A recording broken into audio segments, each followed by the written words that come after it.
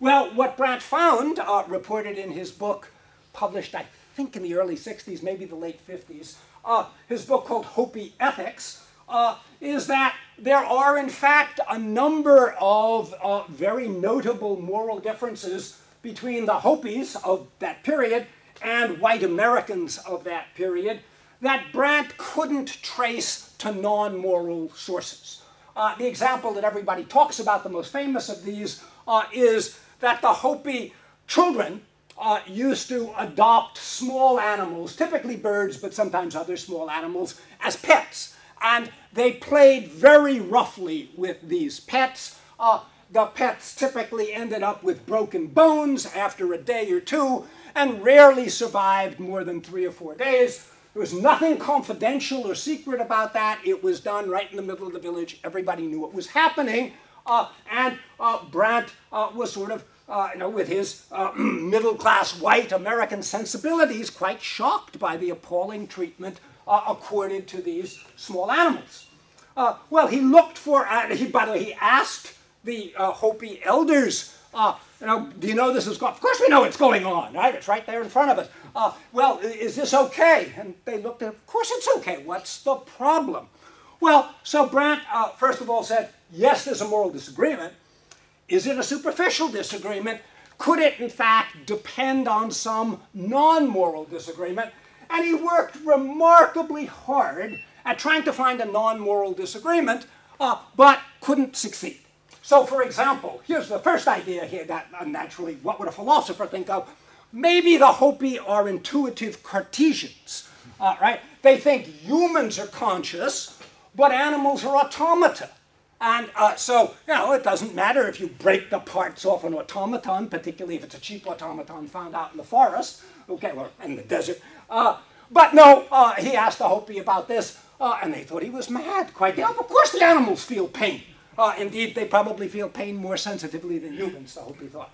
Well, he tried lots of ideas. He even went so far as to think, well, maybe they think it's okay to torture the birds because these animals who suffer martyrdom are rewarded for their martyrdom like Saint Sebastian in the afterlife. And he asked the Hopi about that, and the Hopi looked at him as though he were insane and explained to him, no, that's not the case.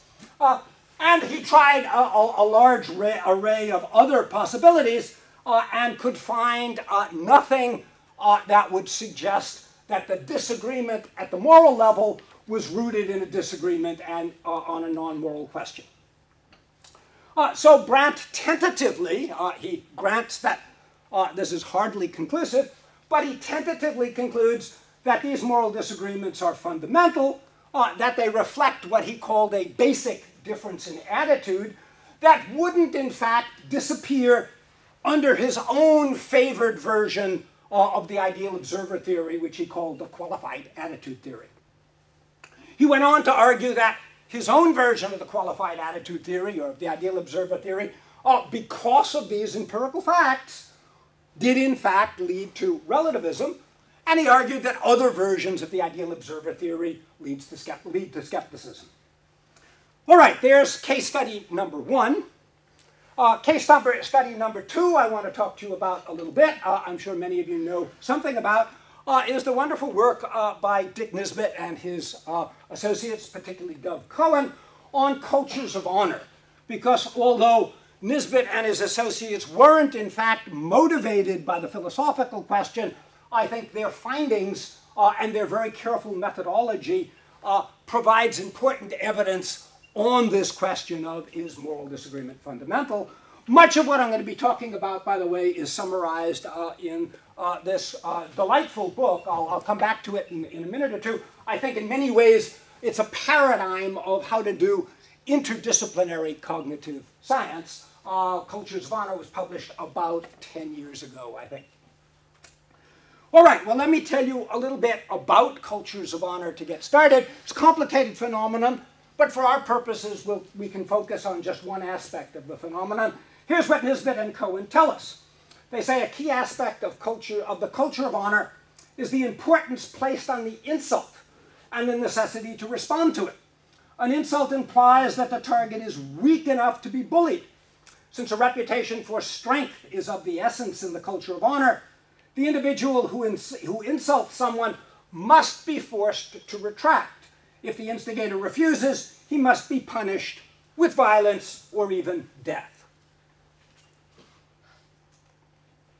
Well, one of the things that was independently known from the anthropological literature is that cultures of honor tend to arise, in fact, cultures of this sort have arisen all over the world in particular situations, namely situations where resources are liable to theft and the state or the community's coercive apparatus is insufficiently strong to prevent people from having their resources stolen or to punish the thief.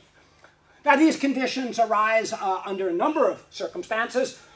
Perhaps the most widely discussed is in relatively remote areas where herding is the main form of viable agriculture. And of course, it's the, as it were, portability of herd animals. Very easy to steal a goat or a camel, a lot harder to steal an olive grove, okay?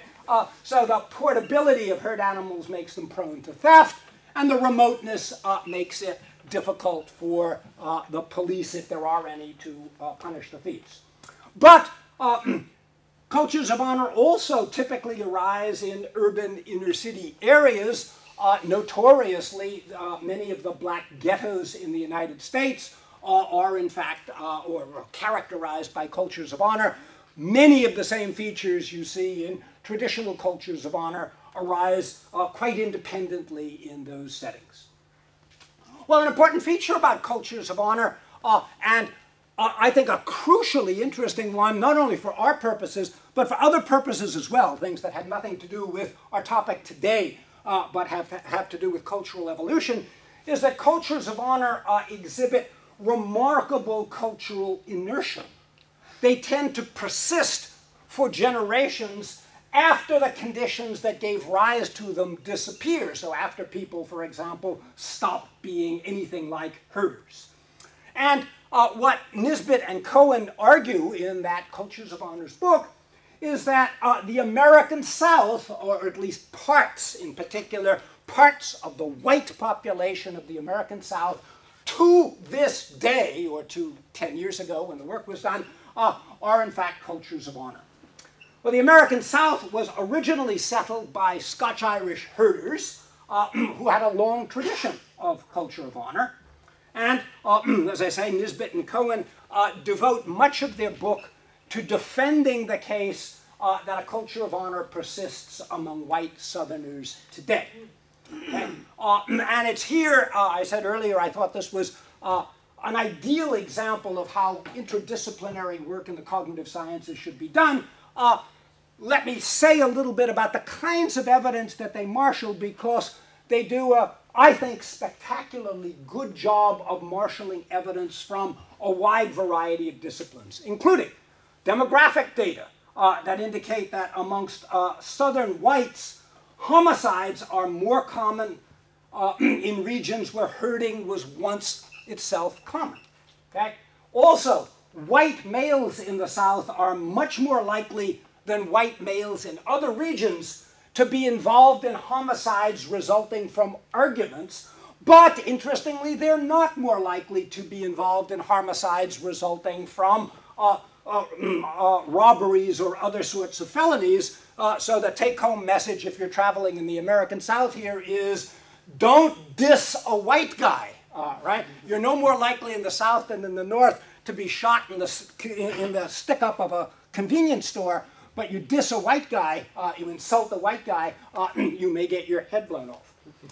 Okay, they also look at survey data, indicating that white Southerners are much more likely to believe claims like violence is extremely justified in response to a variety of affronts.